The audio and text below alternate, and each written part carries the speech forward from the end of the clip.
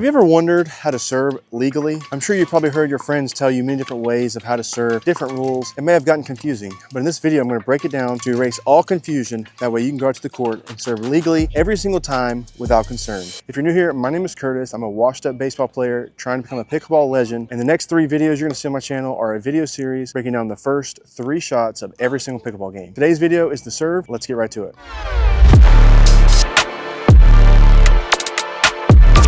So today I have Abby on the court.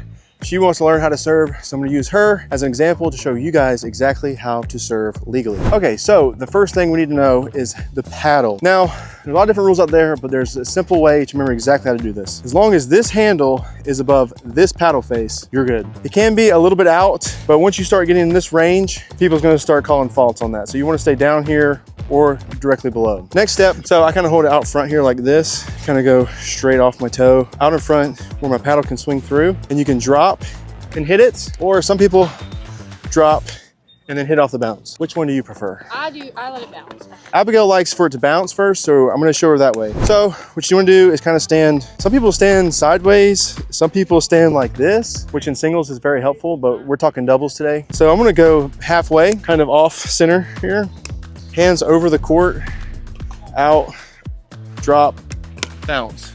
And then on the swing, you don't wanna like go way back, you kinda wanna stay here. Some people come around, and if you like that, that's cool too. And you can also lag it. If you lag through that ball, whenever you're swinging, it'll get the top spin on it, which will allow it to hook over that net and drop down inbounds over there, which you notice I have a lot of problems with. And once it bounces, boom, all the way through, I like to finish over the shoulder, opposite shoulder. Okay, now Abby's gonna show us if she can put all those steps together. Hopefully it wasn't too confusing. She's gonna show us how it's done.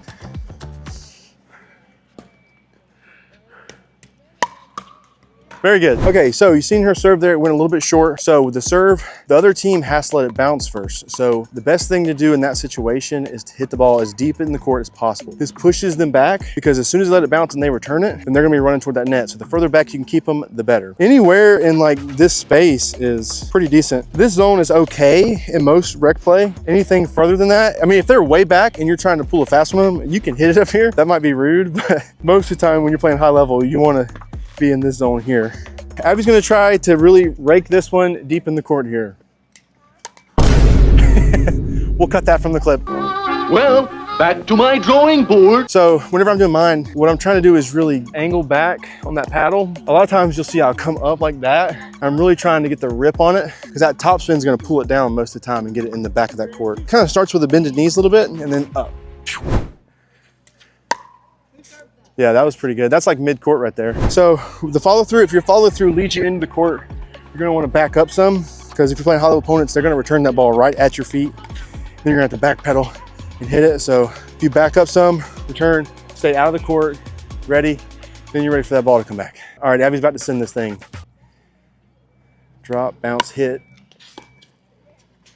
Good. So that was pretty deep in the court. That one landed over there about right here. Next part I want to talk about is a little bit more strategy on placement of the court. The other thing you can look at is where the other player is setting up. You can kind of work side to side on them and that'll mess them up. If they're just in the middle, the best thing to do, you got a right-handed player, hit it closer to the center line so you get their backhand. If it's a left-handed player, obviously do the opposite. And then the final part of strategy that I would recommend is trying to keep that ball as low to the net as possible because that's going to affect the bounce once it lands. If it's high over that net, it's going to bounce high, which gives them plenty of time to react to it and they can just hit it nice and easy. But if it's coming in low, bounce is low, they're kind of having to get down. That'll also mess them up. Singles serving, I learned this from somebody in the comments. The best thing to do in singles is to get as close to the center line as possible because if you're serving way over here and they return way over there, then once you serve, you got to run all the way over here by yourself and hit it. So if you can serve closer to the middle in singles here, or if you're on this side here, that's super beneficial because then you're already at the middle. So if this video has helped you in any way